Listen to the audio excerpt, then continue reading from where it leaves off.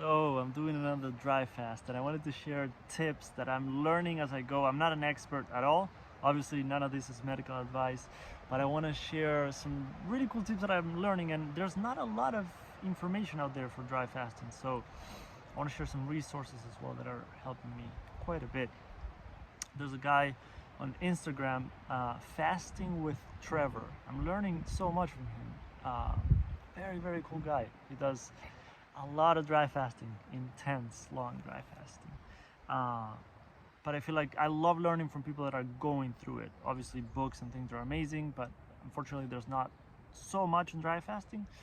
So learning from people's experiences, I feel like, can be incredibly valuable. So one of the things that I learned, and I'm still learning, is how to actually better prepare for a dry fast. So for this one that I'm doing now, I'm starting, so I'm still within 24 hours. It won't be crazy long because today's Thursday, and on Monday I'm gonna have some physical work that I'm gonna be doing, Monday, Tuesday, and Wednesday. So I'm not gonna push it too much. I might end it Sunday night or something. We'll see how I feel. Sometimes I feel amazing, so I might keep going. But I did more preparation for this one. I've been doing a lot of fruits lately, kind of playing with more of a fruitarian lifestyle. I love exploring all kinds of diets and just seeing what my body feels better with. So I've been doing a lot of fruits. And I remember years ago when I did like the grape cleanse, which I didn't do it for too long, but I was doing a lot of fruits that time. I never felt more hydrated than that time in my life. And lately I've been noticing that no matter what I drink, I don't feel hydrated. I can drink a lot of water, I don't feel hydrated. So things like lemon water, coconut water might be better. But I wanted to see, like, I remember when I was doing the fruitarian diet and I didn't drink any water at all. I didn't need water. And I don't know, a lot of people kind of hate on that idea and that lifestyle. I'm not saying that I'm gonna live that way. I'm just playing with it, exploring. I feel sometimes like it's okay to go to the extremes to find where we might be right now in this stage in our lives, where we might benefit the most from. So that's what I'm doing. I'm just kind of navigating the whole spectrum of food and diet and lifestyle. So I'm playing with that right now. So I did probably 4 or 5 days of just 100% fruit. Yesterday it was amazing. So I actually found organic grapes, which I haven't been finding at all around here. I'm living in Maui at the moment, so we looked with a friend all over the place. There's no organic grapes. Found some at Whole Foods. I got them, and unfortunately I already had a ton of fruit at home, and I was planning to do this dry fast, so I didn't get a lot of fruits, a lot of grapes. But what I did yesterday was, I was gonna do, one of my best friends got an amazing lymphatic drainage machine, and we were gonna do a session. So I was doing a lot of fruits to be very hydrated, so that maybe lymph can move easy through my body. So I did binders in the morning, just to have binders in my system, binders in my colon. So I did chlorella, a really good quality chlorella that I've been using for a while, from a company called BioPure US, biopureus.com. It's been very well recommended from people that I've learned from, so that's what I'm doing, just to try to find the best source that I could for chlorella. I did a little bit of bentonite clay, but I did binders before the session. The session was very long. Like, he's incredible with bodywork and incredibly intuitive. So he just kind of kept going. He said that my body is so clean and detoxed that he could tell that I could take quite a bit of that treatment, because some people can't. It's too much of a detox and you can have a crazy reaction. So we did a really long session, and he did massage at the end, and then I had more binders, more grapes, more fruits. I was getting a little bit of a headache, so that's when I realized I was gonna stay and hang out at their place, but I came back home to get more binders and more fruits and just go to bed early. I'm feeling great today, so it was quite an amazing session. So, oh, and then when I got home, I had a lot of water with It was maybe a 16 to 24 ounces, probably, let's say 20 ounces, I think, of water with lemon, just like organic local lemon that I freaking love from here, from Maui. I think I did like 2 pretty small ones and a medium-sized one. And I added some fulvic acid minerals, like just minerals, like plant-derived minerals, like I don't even remember exactly the details, but it's one, actually from BioPure US. It's a new product that they came out with, and I'm trying that one out, just for mineralizing my body better, hydrating myself better. So I did that last night just to be as hydrated as possible. That's what he recommends a lot and people talk about. And I haven't done that in the past. I've never really actually prepared much for a fast, because what I do often is, I don't obsess with like, okay, Thursday I'm gonna start a fast, or Sunday or Wednesday I'm gonna start a fast and it's gonna be this many days. I like to be personally, I'm not saying this is the best way to do it, but just be a little more gentle with my body. I know sometimes like work schedules don't allow us to have too much flexibility for some people. So if you feel like you need to say, okay, I'm gonna start it on Thursday so that I can break it on Sunday and get ready for work again on Monday, you know yourself better than I do and anyone else does. So you know yourself better, you know your schedule, your lifestyle, whatever, stress levels, everything. So you have to kind of decide that for yourself. But I like to be a little more flexible when I can. So that's why in the past I haven't done too much preparation for a fast, because sometimes it's like, okay, today feels like a good day to start a fast, and I just started. But I want to keep taking it deeper and exploring that concept and idea more of actually preparing for a fast. And I love the Russian, there's a lot of Russian, not a lot, but there's Russian literature when it comes to dry fasting that they recommend. I have to go back to the specific details, but it's like kind of like using a dry fast to get your body cleansed and ready for a longer dry fast. So there's that idea of like, for example, like a 3-day dry fast, you end that fast for 3 days and then you go into another dry fast, hopefully, and maybe longer, so you can go deeper. But even Trevor was talking about in one of his videos, which I highly recommend to check out his YouTube channel. I think it's called like Mediocre Genius. I'll try to remember to put a link below. Please remind me if I forget to put a link below to his channel. He was saying that, I forget where I was going with that now. But like the idea of like doing a 3-day dry fast, like a few days, 3 to 5 days preparing for that one. Then when you end that, you do a lot of like liquids, juices, fruits, a lot of hydrating things, and then you go into another dry fast. And now I remember what I was going with that. He says that the autophagy that you got from the first dry fast, because you're still kind of going through that autophagy and that detox. Like when you go into the second round of the dry fasting, you're still tapping into that detox. You're kind of still going with that momentum and taking it even deeper. So it's a pretty cool concept and idea. And I love actually the idea of using a dry fast to get ready for a longer dry fast.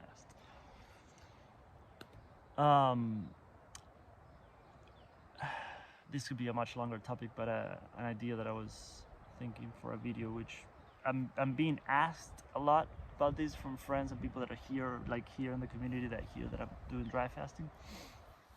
Why dry versus water fasting? And to me, it's just so much more powerful healing, and it goes so much deeper and faster that it makes sense and it's worth it. Also based on the fact that for me personally, I have a friend that does a lot of detoxing and fasting and dry fasting, and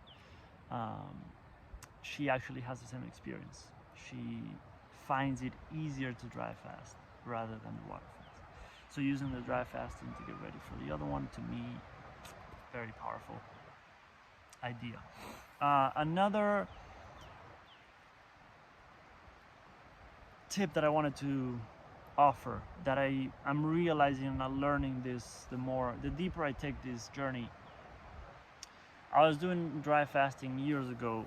I was in Florida at the time. I had just finished van life, went to Florida. I was waiting for my family to arrive for the holidays, so I had the house for myself for a few days, for about a week and a half, I think. And I was doing dry fasting. At the time, I needed a ton of distractions. I watched a lot of movies,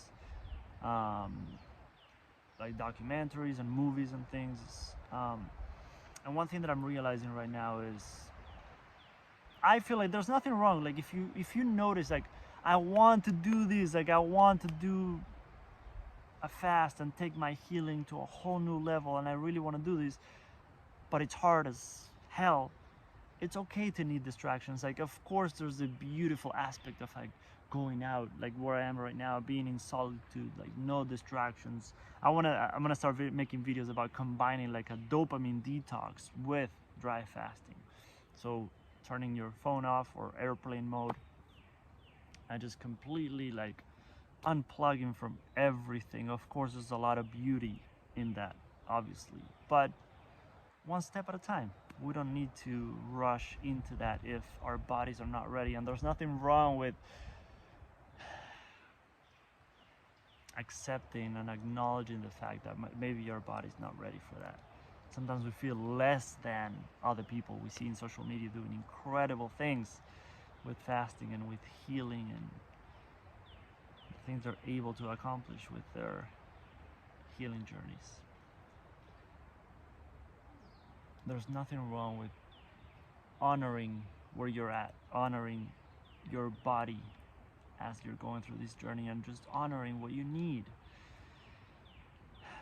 So if you need distractions, give yourself permission to honor that. The recommendation that I wanted to offer, though, that I noticed that I was watching a lot of like even action movies, and now I'm realizing how maybe I was like spiking my cortisol up a little, like too much, and it might not have been the most beneficial to the healing journey and the detox. But like I said, at the same time, you're still fasting. Like you're still fasting, you're still healing, you're still detoxing, you're still purging and releasing a lot of stuff on a physical, mental, emotional level, spiritual level too. So if the only thing that will get you through it is action movies, I feel like it's still beneficial. What I wanted to recommend that I also used in that fast was comedy, and watching comedy and like laughter. We know that laughter is such beautiful and powerful medicine that I would suggest, like if you want and need something, like comedy can be a very powerful and beautiful tool to use. The other thing, so I've been doing a little, if you've heard about a 100-day gong, so the idea is that you pick something that you want to do and you commit to doing 100 days. It's 100 consecutive days, and let's say that one day you forget or you don't feel like doing it. The idea is that you start the gong from day one again. So if you're on day like 74 and you don't do it, you're basically starting again. Some people feel like they don't really resonate with that idea. I completely understand. What I always say is that sometimes it can be a little bit of a healthy pressure, like a healthy amount of pressure, just to commit to that. And sometimes it's good, like, to honor the beautiful, like, masculine and feminine energies that we all have, and the masculine and feminine aspect within ourselves, within our being, within our personality, within your body, within everything. And that this can be more of the masculine aspect of committing to something, right? So I've been doing a 100-day gong of qigong. So doing qigong and just that flow of breath and movement and connecting with your body and just feeling the energy in your hands, you might feel quite a bit of energy when you're doing it. I do Reiki as well, and like energy healing and stuff. So when I do qigong, I feel a ton of energy, and then at the end you can put it wherever you need. As you know, if you're watching this, if you're exploring fasting and healing in these ways, you know that we're energy beings, and there's a lot of energetic things happening, especially as you're going through a fast. So you can support your body with your own energy and moving the chi and moving that flow of energy in your body. So anything like, yeah, like yoga, Tai Chi, qigong, any kind of practice can be beautiful and beneficial, because everyone that I'm learning from when it comes to dry fasting, they talk about the huge importance of your breath and being able to cultivate energy from your breath and the sun and the earth. So right now I'm barefoot. I was actually, when the sun was coming in through the trees, I took my shirt off. I was really soaking in the sunlight, the energy from the beautiful land of Maui. And wherever you are on the planet, you can tap into the energy from Mother Earth and the planet, and all those beautiful grounding vibes that we can get from the earth. So any sand, ocean, grass, anything that you can connect with. And you can ask for support. I was actually writing a post for Instagram about this, like just asking for support, not only from mentors and coaches and healers, but even from the land, right? From your spirit guides, your higher self, whatever you believe in. And it's okay if you don't believe in any of that. I completely understand.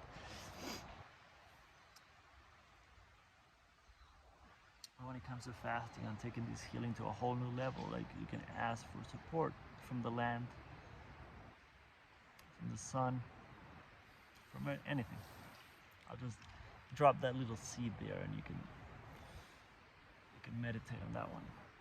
I can talk more about that too if you want me to. But that's one thing that I would recommend. I'm trying to think, and I don't have. Might look like I have notes here. I should have maybe written some stuff down too, but I like to kind of let it flow. But I'm really more open and considering the idea more of tapping into all those different things, like remembering about.